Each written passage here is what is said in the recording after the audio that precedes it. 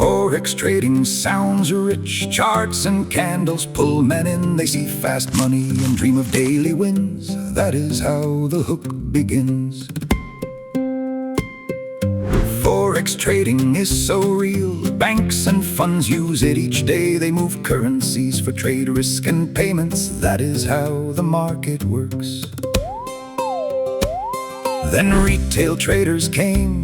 Leverage made the game look big. Small money could control positions far above.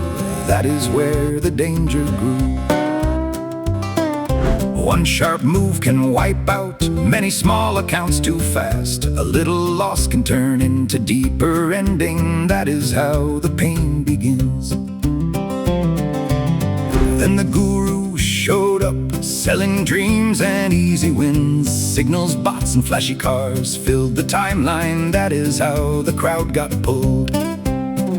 Some will win for a while, most will not stay long at all. Weak wrist control and over trading break accounts down. That is how the losses stack.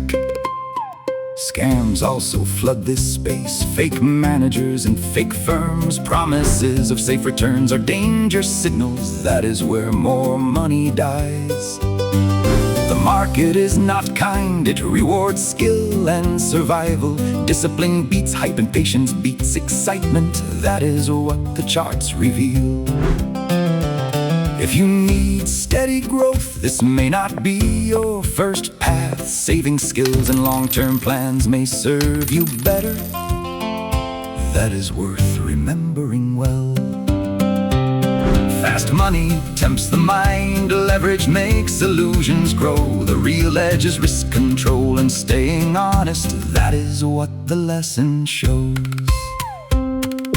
So is Forex worth it? Not for chasing easy cash. For most beginners it is higher risk, not freedom. That is how the verdict stands. That's how the money story goes. Till next time, keep your eyes on the system.